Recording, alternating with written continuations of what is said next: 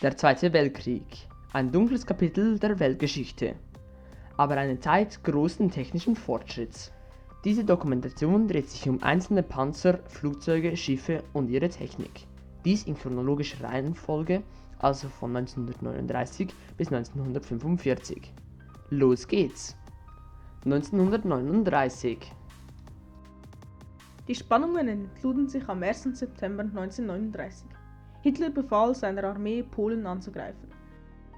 Zuvor hatte er dafür gesorgt, dass Stalin kein Problem wird. Dies, indem er mit Stalin den sogenannten Hitler-Stalin-Pakt abgeschlossen. Dieser besagte, dass sich beide Nationen nicht angreifen. Mehr zur Auflösung dieses Pakts, wenn wir über das Jahr 1941 sprechen. Auf jeden Fall begann die Offensive mit unter anderem dem Beschuss der Westerplatte durch die Schleswig-Holstein. 4 Wochen später wehte die deutsche Flagge über Warschau und Polen war erobert. Auf den Angriff folgten Kriegserklärungen von Polen, Großbritannien und Frankreich, an und von Deutschland und Italien. 1940. Die Luftschlacht um Großbritannien. Die Deutschen zerbombten zuerst Flugfelder und hatten so fast die gesamte Royal Air Force zerstört. Jedoch wussten die Deutschen dies nicht. Deswegen konzentrierten sie sich auf Städte. Aber Hitler wusste nicht, wie knapp sie davor waren, Großbritannien in die Knie zu zwingen. So verlor schließlich Deutschland den Krieg. Natürlich nicht nur durch diesen einen Fehler, aber auch durch weitere, wie zum Beispiel in Stalingrad.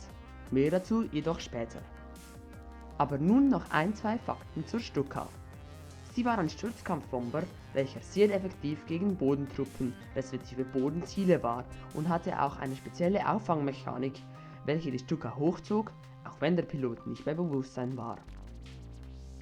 1941.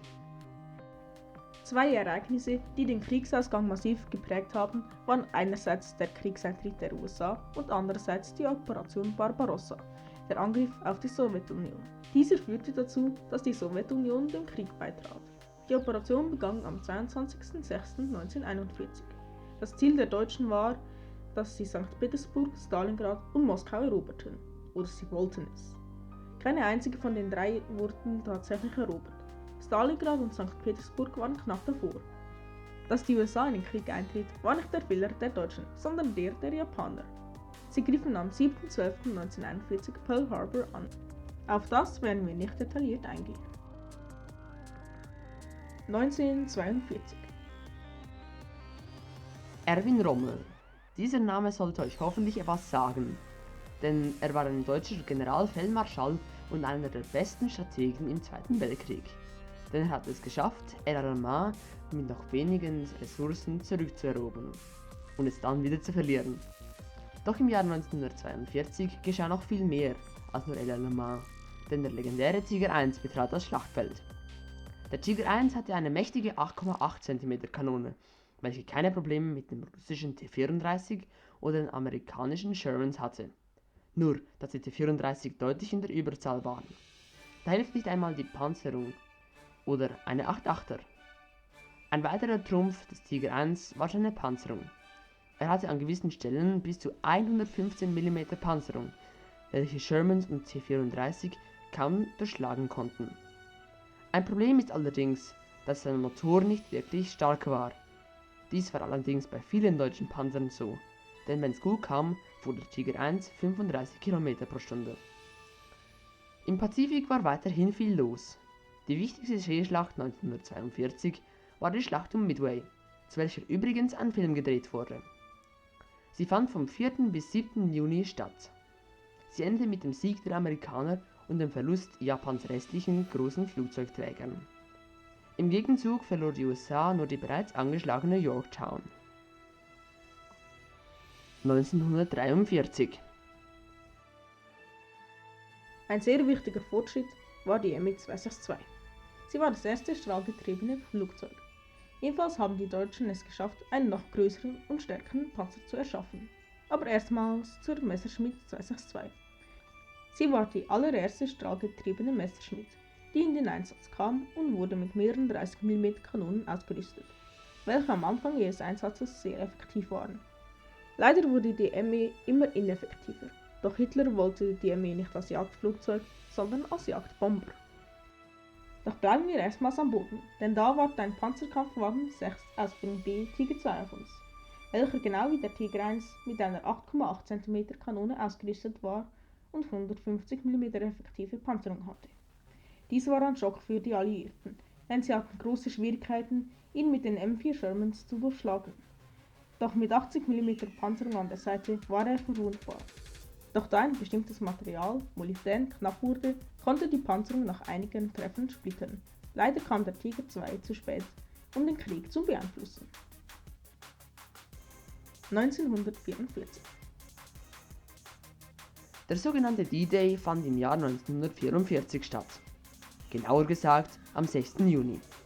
An diesem Tag landeten alliierte Truppen in der Normandie. Sie war stark befestigt, denn die Deutschen hatten die ganze Küste mit Bunkern, Mörsern und Artillerie befestigt. Zusätzlich haben sie noch mehrere Panzerarten zur Abwehr genutzt. Ein gutes Beispiel wäre der Panzer 4H, welchen wir genauer anschauen werden. Zuerst mal, der Panzer 4H ist mehr oder weniger gleich wie der Panzer 4G, nur mit Seitenschürzen. Der Panzer 4H besitzt eine 7,5 cm Kanone und als Sekundärbewaffnung zweimal ein MG-32.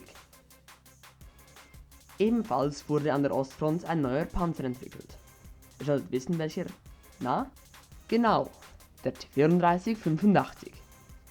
Er war ein ebenbürtiger Gegner für den Tiger 1 oder einen Panzer 4H, denn dieser besaß, so wie es der Name sagt, eine 85 mm Kanone und hatte bis zu 90 mm Panzerung am Turm. Jedoch hatte ein T-34-85 einen großen Vorteil gegenüber dem Tiger 1, denn er war schnell. Er konnte bis zu 55 km/h erreichen. Leider ging das, wie gesagt, auf die Kosten der Panzerung. Unglücklicherweise wurde erst im Jahr 1943 bemerkt, dass sein kleiner Bruder, der normale T-34, nahezu nutzlos wurde, denn die Deutschen waren da den Russen deutlich im Vorteil. Doch der T-34-85 hob das ein wenig auf. 1945, das letzte Jahr des Großen Kriegs. Hier haben wir euch die wichtigsten Ereignisse, welche stattgefunden haben. Zum einen war dies die Ardennenoffensive. Sie war zusammen mit der Operation Nordwind die letzte große Offensive der deutschen Armee. Es kam zum ersten Mal die V3 zum Einsatz, war jedoch ineffizient. Die Schlacht um Berlin, das Ende des Zweiten Weltkriegs in Europa, war wohl das wichtigste Ereignis. Berlin wurde von den russischen Armeen eingenommen, welche mit IS-2 und T-34-85 gekämpft hatten. Für die Deutschen kamen Tiger 1, Tiger 2 und Panther, um nur einige zu nennen, zum Einsatz.